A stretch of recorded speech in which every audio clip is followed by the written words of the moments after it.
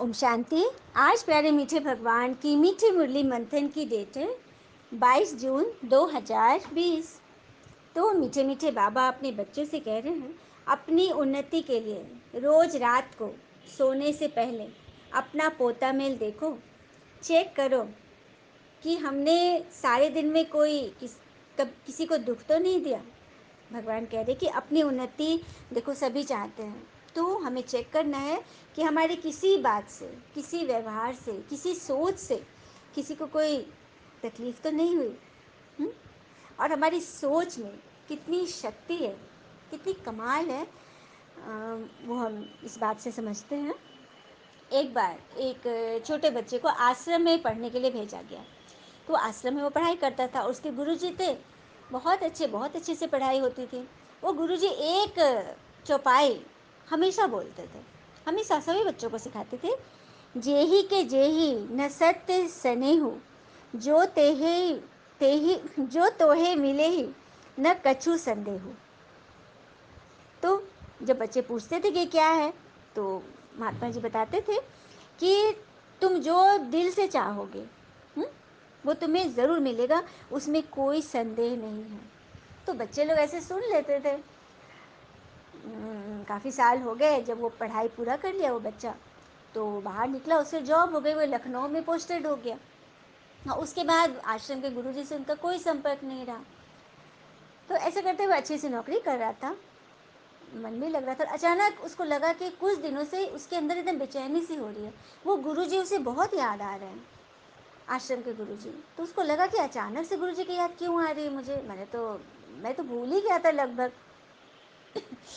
तो तो उसका मन किया कि चलो फ़ोन घुमाते हैं। तो नंबर था उसके पास, तो उसने वहाँ लगाया, तो आश्रम के किसी बच्चे ने उठाया। तो पूछा गुरुजी के बारे में, तो बोले हाँ गुरुजी हैं, तो बात करेंगे। तो नहीं, वो बात नहीं कर पाते क्योंकि वो उन्हें सुनाई कम देता, नहीं सुन सकते, बूढ़े हो गए। तो ये सोचा कि अरे ये तो बहुत दिक्कत हो गई, उन्हें सुनाई नहीं दे रही और मैं इतना बड़ा पोस्ट पे आ गया हूँ। सो चलता हूँ, उनसे मिल लेता हूँ। और ये लखनऊ में एक पोस्टर था। तो उसने बाज़ार गया और एक अच्छी सी हेयरिंग इम्पेयर्ड मशीन, ऊंची क्वालिटी का, उन्होंने ख़रीद लिया गुरुजी के लिए। तो उन्होंने इतने दिन हो गए, उनको कुछ दिया भी नहीं, याद भी मैं नहीं करता था, उनको बहुत ये लग रहा था। तो उसने वो गिफ्ट ले लिया कि गुरुजी को भी ज़रूरत होगी इसकी। तो वो लेकर जब गया, वहाँ पहुँचा, तो वहाँ पे बच्चे सब बैठे हुए थे, बहुत सारे आश्रम के, और गुरुजी अंदर ध्यान में थे। तो बाहर ही बैठकर किसी से बात करने लगा। तो पूछा एक व्यक्ति से कि गुरुजी हैं, कैसे हैं? बोला कि हाँ गुरुजी ठीक है, लेकिन उनको सुनाई कम दे रहा है।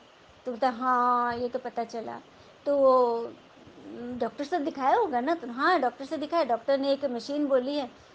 तो फिर इसने बोला कि तो मशीन तो खरीद लिए होंगे। तो बोला कि नहीं, गुरुजी मना कर रहे हैं, वो कह रहे कि नहीं, आश्रम का पैसा आश्रम की सेवा में लगाना, मुझे अब क्या करना, मेरा तो अब दिन नज़दीक आ रहा है, मुझे तो अब जाना है, मुझे नहीं चाहिए। तो गुरुजी ने ऐसे मना कर दिया। तो फिर तुम लोग ने क्या किया? तुम हम लोग क्या करते, जब गुरुजी लेने को तैयार ही नहीं?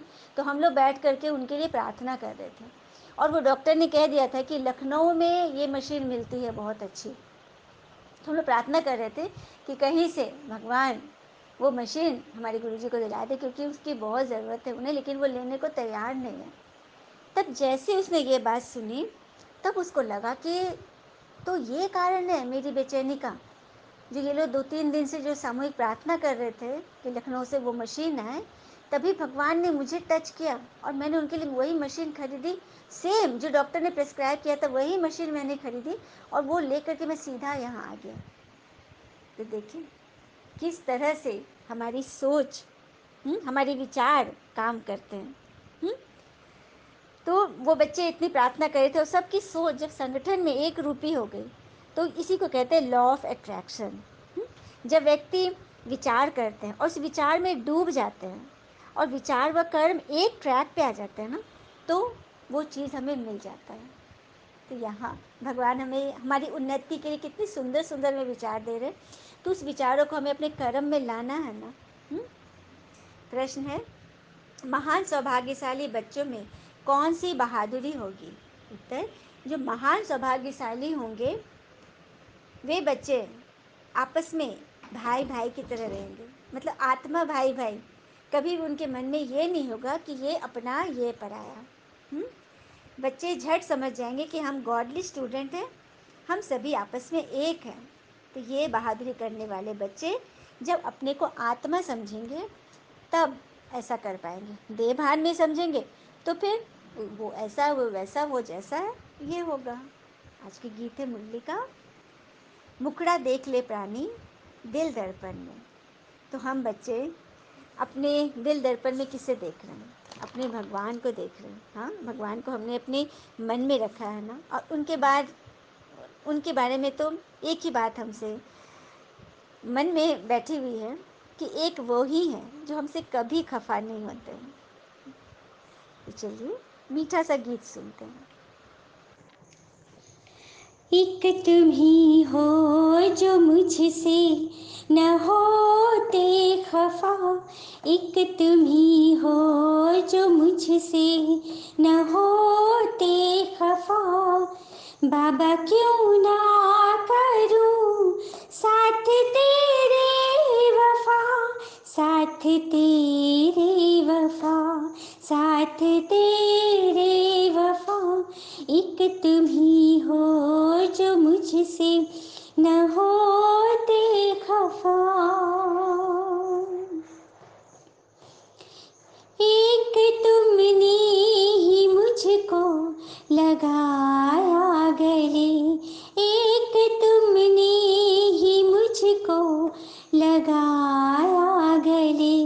जिंदगी में तुम ही मेरे संग संग चले। तुमने मुझको निकाला है उस दौर से, तुमने मुझको निकाला है उस दौर से। जब लगी चोट दिल को बड़े जोर से, हाथ थामा है तुमने, हाथ थामा है तुमने मेरा हर दफा, हाथ थामा है तुमने मेरा हर दफा। बाबा क्यों ना करूं साथ तेरे वफा, साथ तेरे वफा, साथ तेरे वफा। वक्त जैसे ही इंसान को आजमाता है, आके तू ही ज़मीं पे तो समझाता है। वक्त जैसे ही इंसान को आजमाता है, रूप धर के तू ही तो समझाता है। सबसे ऊंचा तेरा ही तो किरदार है, सबसे ऊंचा तेरा ही तो किरदार है। जिसने समझा तुझे वो समझदार है। खुद को जोड़ा जो तुमसे हो, खुद को जोड़ा जो तुमसे मिली है शफा। बाबा क्यों ना करूं साथ तेरे वफा, साथ तेरे वफा, साथ तेरे वफा। एक तुम ही हो जो मुझसे न होते खफा। बाबा क्यों ना करूं साथ तेरे वफा, साथ तेरे वफा, साथ तेरे वफा। ओम शांति। फिर आगे बाबा बोल रहे हैं कि यह बात मैं रोज रोज अपने बच्चों को समझाता हूँ कि सोने से पहले अपना पोता मेल ज़रूर देखो, किसी को दुख तो नहीं दिया है। आज बाबा इसी पर मुरली चला रहे हैं, कि अपने आप की चेकिंग करो कि आपके किसी भी सोच से, व्यवहार से किसी को कष्ट तो नहीं हुआ। हाँ, तुम बच्चे जानते हो बाबा आते हैं मुक्ति, जीवन मुक्ति का वर्षा देने के लिए। वह भी कोई एक बार थोड़ी, अनेक बार। बाबा अनेक बार आते हैं, कल्प कल्प आते हैं और हमें भर कर जाते हैं। लेकिन हम बच्चे क्या करते हैं? सारा कुछ लुटा देते हैं। बाबा हम बच्चों को शिक्षा तो बहुत देते हैं। तुम भक्ति मार्ग में दुख में याद करते थे, परंतु पहचानते नहीं थे। अभी मैंने तुमको अपनी पहचान दी है कि कैसे मुझे याद करो तो तुम्हारे विकर्म विनाश होंगे। अभी तक कितने विकर्म हुए हैं, तो उसके लिए अपना पोता मेल तो रखना पड़ेगा। इसीलिए बाबा कह रहे कि बच्चे अपना पोता मेल रखो, कि तुम्हारे से कोई अब तो भूल नहीं हो रही है। मतलब तुम्हें नहीं मालूम था तो तुमसे बहुत सारी मिस्टेक हुई, तुमने गड़बड़ियाँ की। फिर आगे बाबा बोल रहे कई बच्चों को यह भी पक्का निश्चय नहीं है कि यह वही निराकार पिता हमें ब्रह्मा तन में आकर पढ़ा रहे हैं। अरे ब्राह्मण है ना। बाबा कह रहे कि अपने बीके बच्चों को भी इतना निश्चय नहीं होता जो नए बच्चे होते हैं।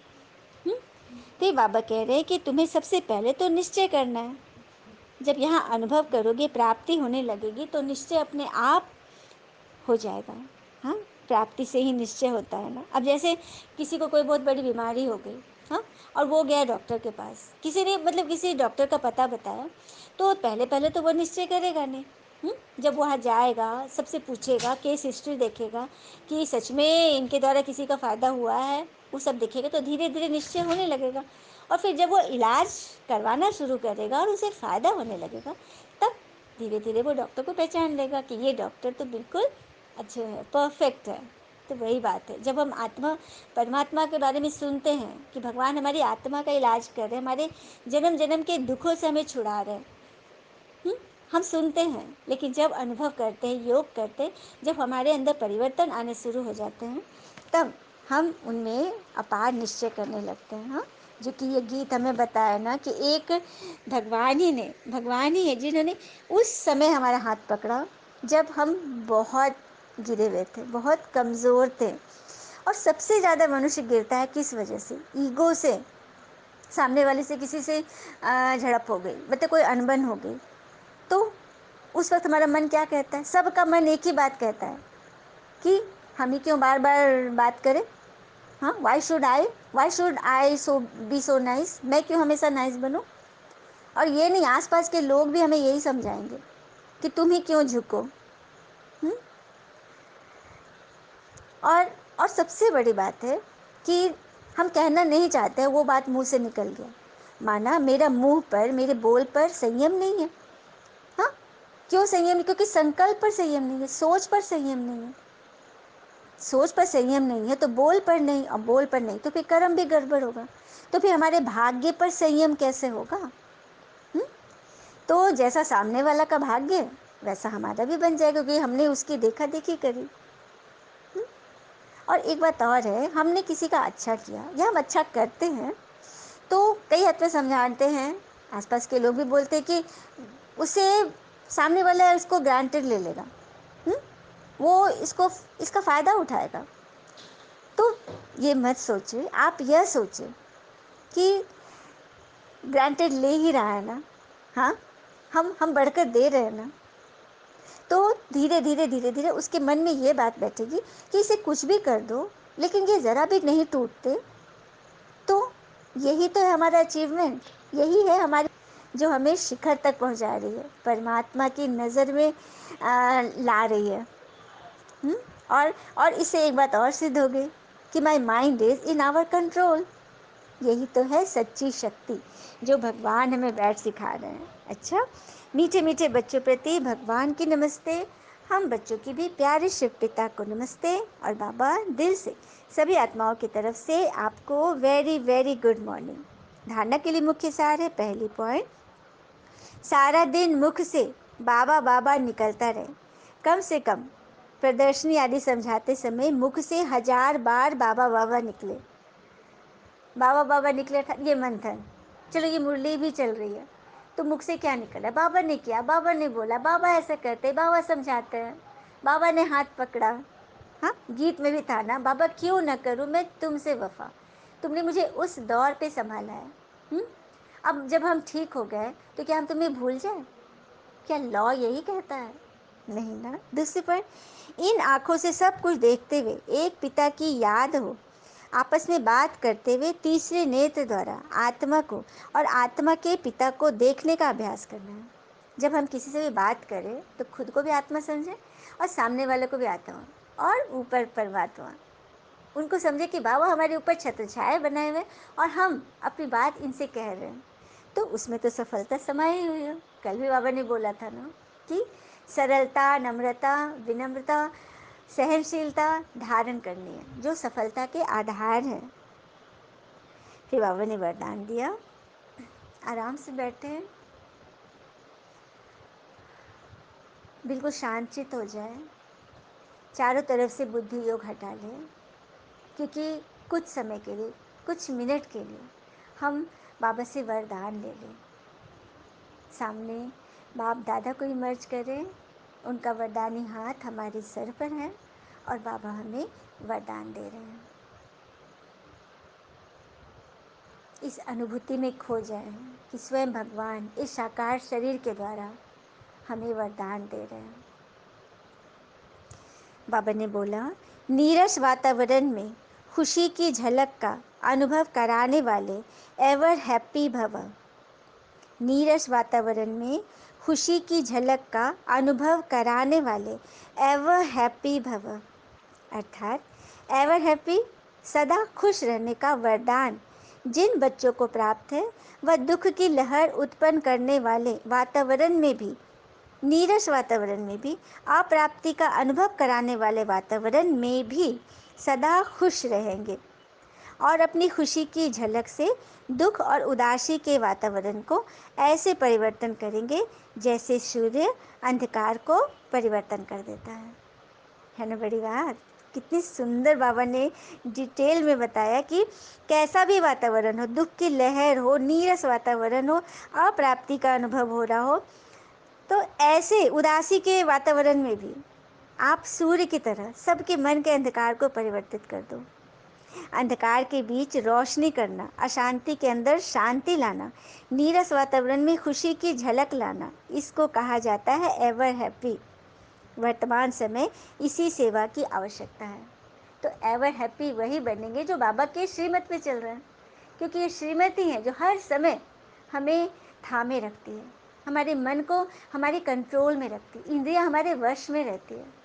और सामूहिक प्रार्थना, तो ये हम सभी इसको फील कर चुके हैं उस कहानी के द्वारा कि किस तरह से भगवान टच करते हैं और हमारी कामना पूर्ति हो जाती है। हमें चाहना नहीं रखनी, ईश्वर बैठा है ना हमें पूरा करने के लिए, कहीं न कहीं से हमारे लिए कोई न कोई दुआ तो करेगा ही करेगा। जब हम हर किसी के लिए इस तरह से सोचेंगे, तो रिटर्निंग तो मिलेगा ही, लेकिन इसकी उम्मीद नहीं करनी। उम्मीद किसी से नहीं करनी, बस करते जाना है, प्रकृति की तरह देते जाना है। जैसे हवा निरंतर बह रही है, आकाश निरंतर छत्र छाया बना है, जल निरंतर सबको जीवन दायनी बनी हुई है, धरती निरंतर सबकी पालना कर रही है और अग्नि सबको शुद्ध कर रही है। इस तरह से हमें भी अपने अंदर की प्रकृति के तत्वों से जो हमारा शरीर बना है ना, इसको ध्यान में रखते हुए प्राकृतिक गुणों को धारण करेंगे ना, तो हम प्रकृति को योगदान दे देंगे, जो कि अभी नितांत आवश्यकता है। आज जो प्रकृति इस तरह हलचल में फंसी है, तो हम बच्चे ही योग का दान दे करके प्रकृति को के गुणों को अंदर धारण करके प्रकृति को वरदान देंगे, प्रकृति को संतुष्ट करेंगे। स्लोगन है, अशरीरी वह है जिसे शरीर की कोई भी आकर्षण अपनी तरफ आकर्षित न करे।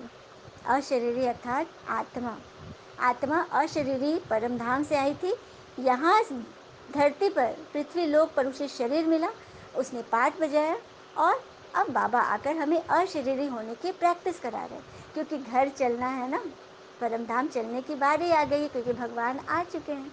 तो अशरीरी आत्मा में टिको, अर्थात उसके गुणों को इमर्ज करो, जो अंदर डीप रूटेड हो गई है ना, दब गई है, उसके गुणों को बाहर इमर्ज करो। और जो ऊपर से जो विकार जो ऊपर चढ़े हुए हैं खाद रूपी, उसे धीरे धीरे हटाते जाओ। जितनी तेज़ी से हम हटाएंगे ना उतनी जल्दी हम ईश्वर के समीप होते जाएंगे। तो सब तैयार है ना? अच्छा, ओम शांति। शुक्रिया मीठे बाबा, शुक्रिया प्यारे प्यारे बच्चे, एवर हैप्पी बच्चों को दिल की बहुत बहुत बधाई। All is well always. ओम शांति।